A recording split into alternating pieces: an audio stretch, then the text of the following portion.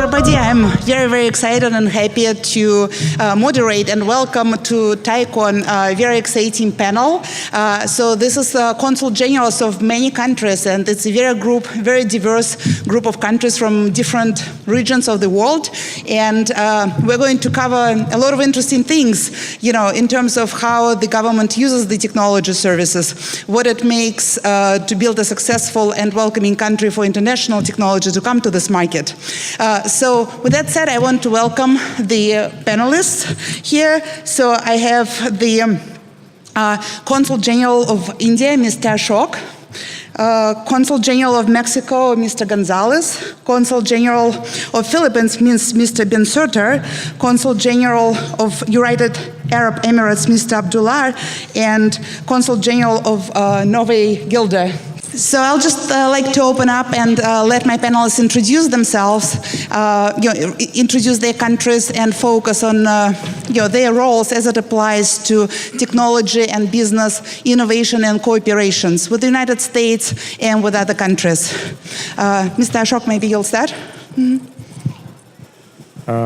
Is this mic work? Yes, it is. Oh, okay. Thank you.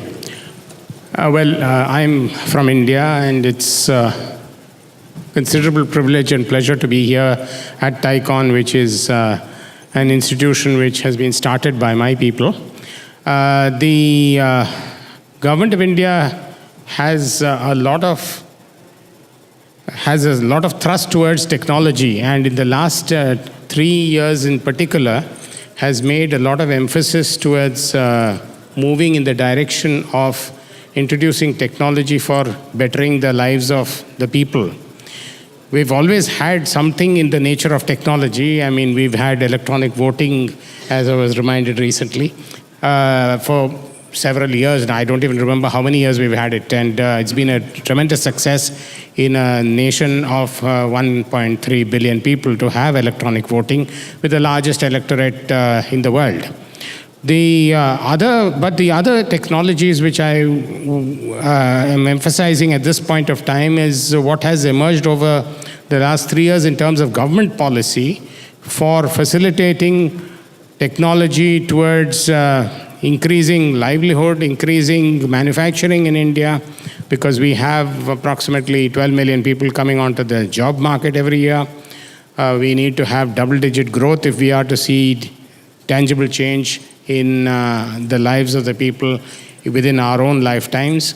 So for all these reasons, there's been the Make in India initiative, which the government has pushed, and then to make sure that the people who get into the jobs in these new companies, we have skilling of India, skilling these people.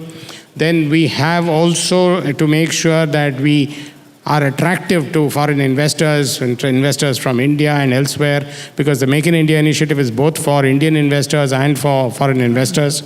And to that effect, we are trying to increase the ease of doing business and relax rules. We've eliminated in the last 2 years over 1,000 legislations which have been hampering business. So in all these ways, and then to move towards an equitable society, Digital India, for example, is a wonderful example of where technology is being brought to bear. We are trying to ensure that every individual adult has got a bank account and is able to transfer money directly. Corruption is eliminated, and they also have access to the cloud for storing documents and other issues. So in this way, we have slowly but inevitably tried to move towards incorporating technology as a basic part of the lives of the people of India. Yeah. Thank you very much, Mr. Ashok. We're going to get back to policies and cover those things in more detail. Mr. Gonzalez, obviously congratulations on Cinco de Mayo. It's a hugely celebrated holiday, and we're very appreciative that you're joining us today, during the big holiday. Thank you very much, Vera, and thank you to TiEcon for inviting me. It's an honor to share this table with my colleagues. And yes, I hope that all of you in the afternoon get a tequila and celebrate, because it's a great festivity here in the U.S. And well, just let me be very brief. The Mexican government has done a very important job in the last years. We opened our market of telecom. That's why, for example, Mr. Carlos Slim is not now the richest man in the world. Now he's number 7, because now he has competition. 100% of foreign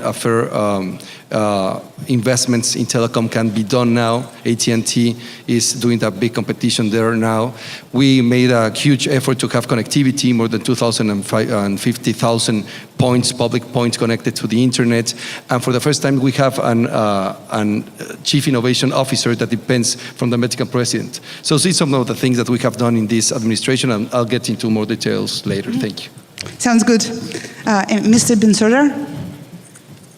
Yes, good morning to everybody, and thank you to TiEcon and to the organizers for giving us the platform to share with you what our country offers. I'm Henry Bensurto, and I'm the Philippine Consul General here in San Francisco and 9 other states, all the way to Alaska, Colorado, and Utah to the east. My main job here, well, let me put it in the context of what our diplomacy, which is economic diplomacy. And what that means is we're using diplomacy as a tool to sell the Philippines, in effect. And what are we selling?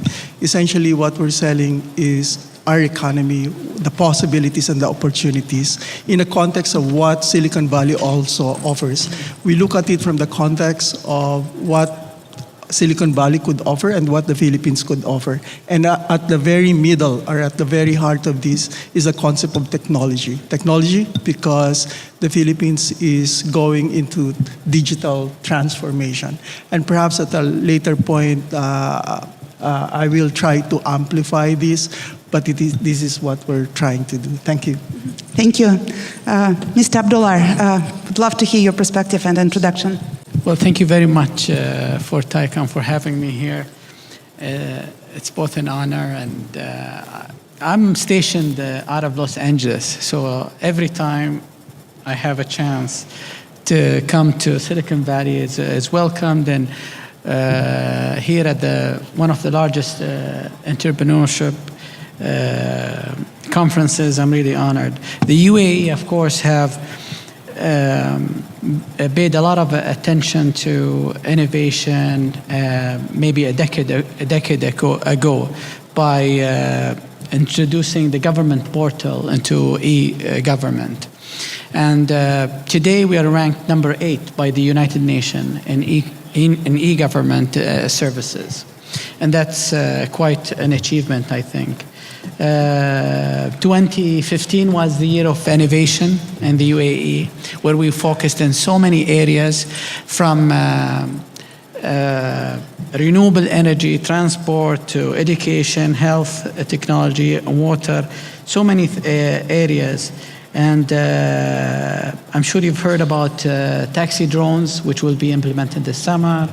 Many other projects also that I'm happy to talk to if we have time. Thank you for having me. I think it'll be very interesting to hear about taxi drones implemented by the government. Definitely will be a very innovative solution. Consul General Skorpen from Norway, can you please define your role and how you look at the government innovation? Thank you very much. So from the Consulate General in San Francisco, we cover the 13 westernmost states of the United States, including Hawaii and Alaska. Our main emphasis is on economic diplomacy, but also how to further cooperation on research and innovation and commercialization of research in particular, but also the Arctic. And in all of these areas, digitalization and new technology is the key word. For instance, I spent quite a bit of my time working on the Arctic and connecting the Arctic and developing communications infrastructure in the Arctic is a major emphasis. I came here a little late today because we had 40 people from Norway in the transportation sector, from startups working on digitalization to regulators and people in the public agencies, ways, roads and railways and so on, coming to Silicon Valley to pick up the latest in technology. And I think that is one of the major tasks that we have to make sure that everybody back home, whether it is the private sector or public sector, picks up on the latest development here in Silicon Valley, and that is not the least when it comes to e-government. Norway is actually the second most advanced digital economy in Europe, only beaten by neighboring Denmark. And this is according to the EU 2017 Digital Economy and Society Index. Norway was also placed number 2 last year.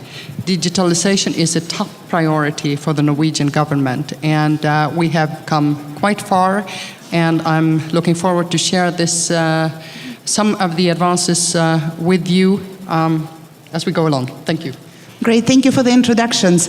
So basically all of you brought up digitalization of economy as the key priority of the government.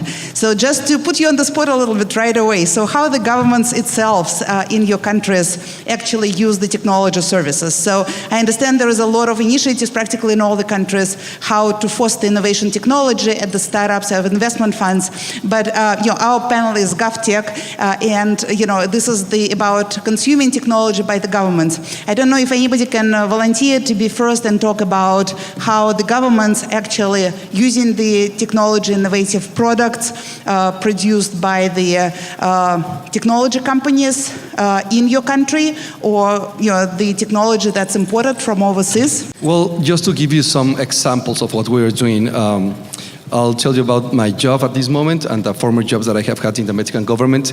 The most important application that we have in the Foreign Affairs Department is an application for migrants.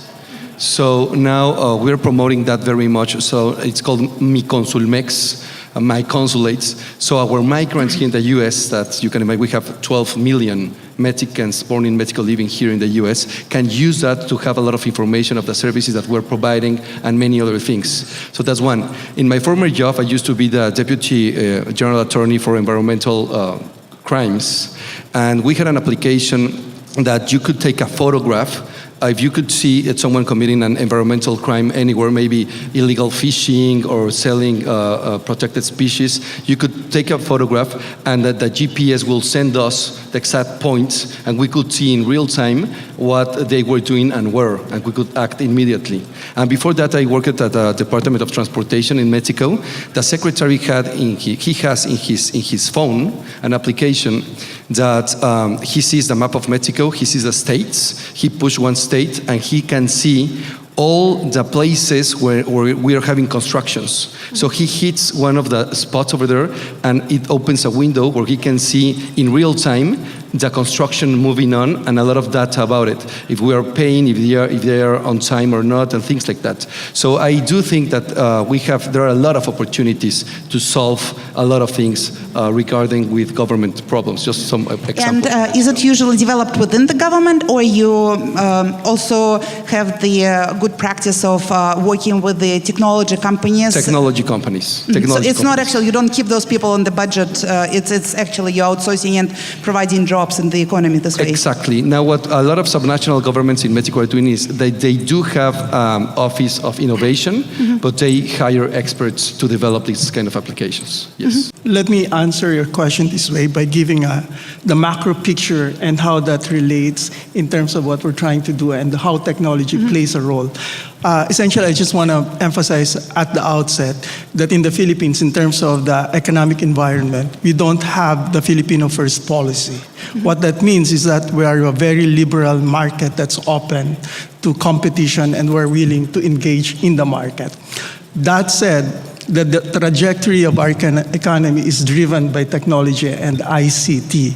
And in this context, I want to make mention of the 10-point program of the Philippines. And I'm not going to go over the 10 points, but just to say that we're putting in a lot of money in terms of technology, and we're trying to transform the economy where technology is going to be a main driver force. And at the heart of this, government will play a central role. To operationalize what we meant by that, the government, for example, has just passed a law last year creating an agency that will drive home the point that we're going to create a policy environment that ICT is going to be at the heart of that, and that department will be the main driver. But part of also of that is the creation of a national broad plan that will create the information highway to put in the infrastructure to help the transformation of many industries into a digital transformation. So that essentially what we're trying to do. On the part of the government itself, we are moving into the paperless concept, so that when you look at the list of governments that has transformed into digitization, we have moved 24 notches out of 193 countries. So for now, I just want to emphasize that. And one last point. In that context, of having a digital transformation, public safety is at the very heart of that ICT, so to speak. And so government is the main driver at the moment, but we want this to be a public-private partnership. Thank you. Mr. Ashok, please. I just wanted to mention that digital technology is very critical for us. We have a system called the unique identity number, the Aadhaar number, which is like your social security number, except that you can't hack it because it is based on your fingerprints and your iris scan. And now, in a path-breaking situation, 1.1 billion people are already covered under Aadhaar. So it is something which is unprecedented in the world. Now, you will be able to open your bank. These people are now opening their bank accounts just using the fingerprints and or iris scan. And so government social security schemes, monies are being transferred to these accounts without having to go through cash and possible corruption and problems of theft and so on. The Aadhaar is also linked to other elements such as your mobile, and so you have everything about the individual. You know which village he stays in, which town he stays in, what health situation is there, what kinds of interventions are required to make him or her better off. So in that sense, the digital economy is going to a level where the state is able to help the individual by better monitoring the living conditions of the people. The other way in which the states are also going into digitalization is by, for example, some states in India have now started street lights, which they convert the street light to LED, but then a street light goes off because it's under repair. The monitoring system now operates with sensors, which tells the central control that street light in that street has gone off and you need to repair it. The same applies to other elements, water systems, power systems, and so on. So, and the goal is to have the whole chain automated, so not only getting information about the lights, but also communicating with contractors and expenses and... So basically the thing is that it's a fully connected system and you can't have people sleeping on the job, because there will be somebody who will be able to check out and see whether the job has been done, whether the repair has been done, and so on. So whether it is water, whether it is power, whether it is transportation, whether it's any of the other public services, digitization is helping greatly in this. Great. Would love to hear your story about the taxi drones and how the government is using them. It's been quite... I think... I'd like to mention actually the Dubai Future Foundation. Sure. And the Dubai Future Foundation, as an example, is housed in the first ever 4D printed building. And what they do is they connect between our public sectors within the Dubai and tech companies. And they provide everything for them to succeed, whether be it a drone taxi initiative or the Hyperloop or many other interesting initiatives that will transform how we use technology and how it relates to government. So the government has been a facilitator and very open about it. It's, you can read about it, you can go into it, and I'll be happy to relate this to the next question. Thank you. Sure.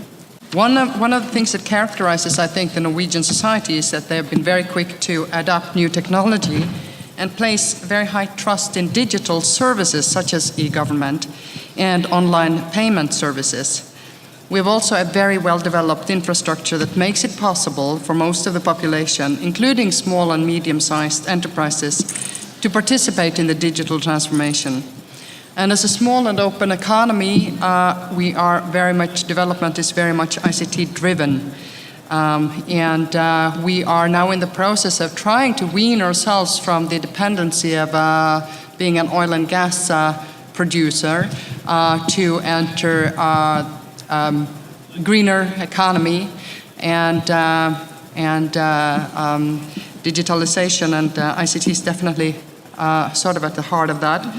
Why Norway scores as high as we do? We have full 4G coverage, 100%, compared with an 84% EU average. We're a leader in internet users. 96% of the population use the internet. We have a leading position in banking, online banking. 94% of the Norwegian population pay their bills online, compared to 59% in the EU. And we are, in fact, these days discussing whether to abolish money altogether. Oh, completely? Like go cash Yes, to remove? yes, no cash, and people have not cash. Nobody use cash. How do you pay tip? My daughter, who is 26, I don't know when she last had a bill in her wallet. And this is actually encouraged at our public transportation system now. They're abolishing cash altogether as payment. India went through a great reform recently, right? We also have 94% of the population read news on the internet, compared with 70% in the EU, and very high use of e-invoicing and cloud computing. So we score very highly on business digitization. What we do, for instance, I was very shocked when I came back to the United States. I lived here in the 80s and got a checkbook in my hands again. I couldn't believe it. And when I pay my bills, I don't see them. I don't have to do anything for the transaction to go forward. You automatically, when you enter into a new sort of business relationship, be paying for the mobile phone, to pay taxes, to pay toll on the roads, it's all automatic.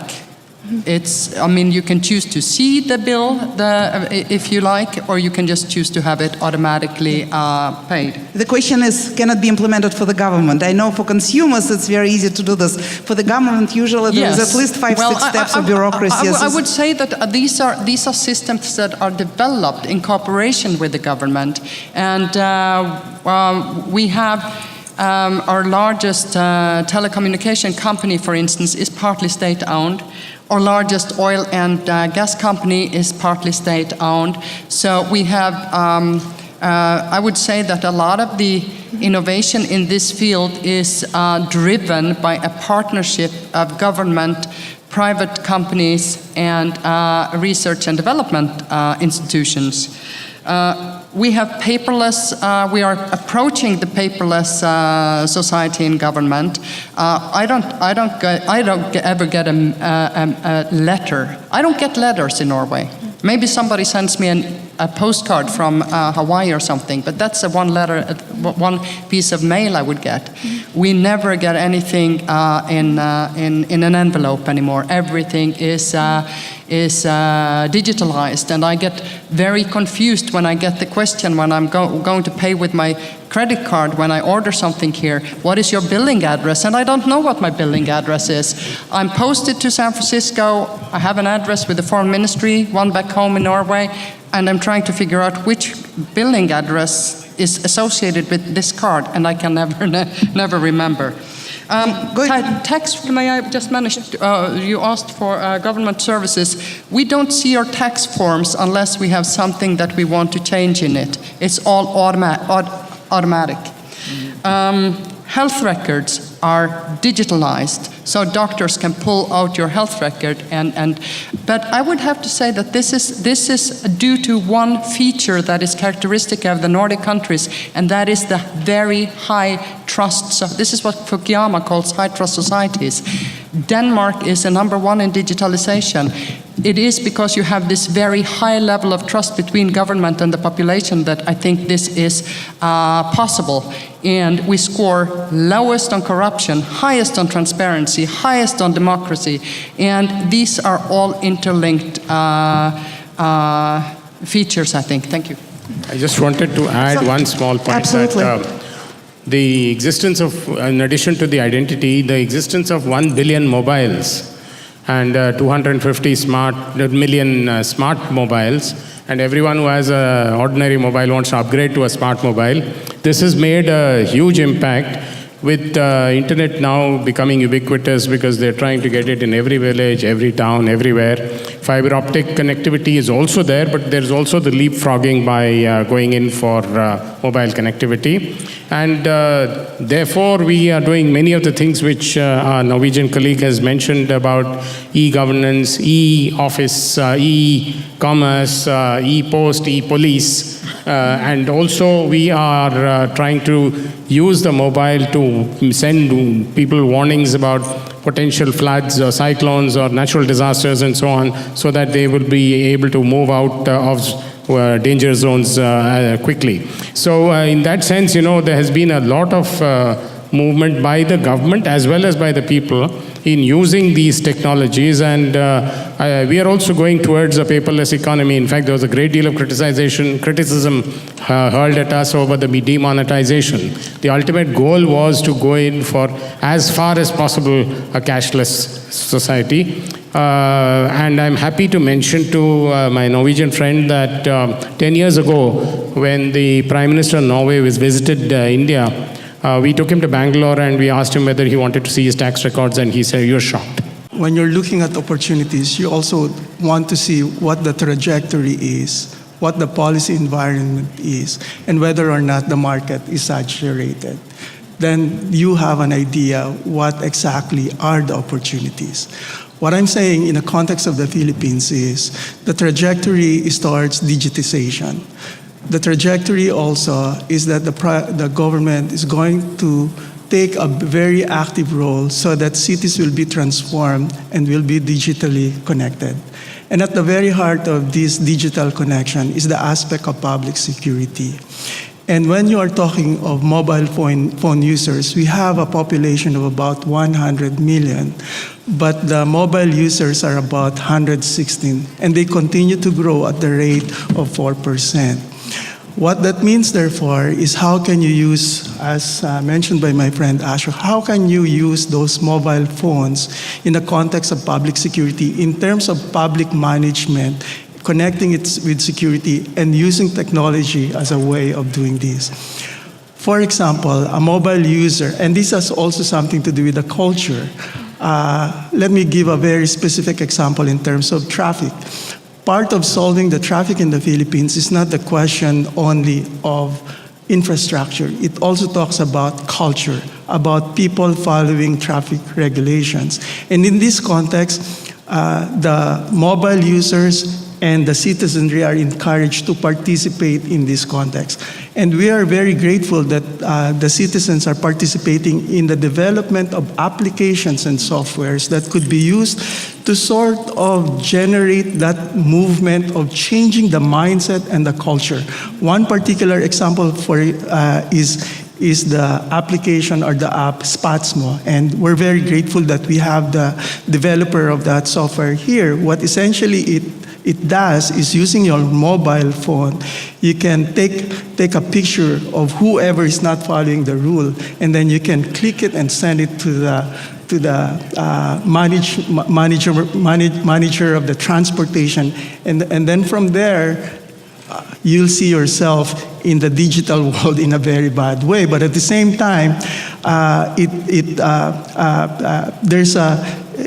the person will get a fine, for example. So this is a continuing application that is being developed, but it gives you an example of where the trend is in terms of technology being used to change mindset, to kind of prepare the culture towards that digital future, and how do you create ICTs that delves on the aspect of internet. And so this is where the government is, this is where the trajectory is, and finance, telecommunications, business processing management, these are going to be the main drivers, and part of that, and a very critical element in that movement upward, would be the digital technology. Thank you. Great. That was a great example of application for traffic tickets, because I think in the US it still takes 3 or 4 steps to actually handle the ticket, including the punishment where you have to go to the school to take the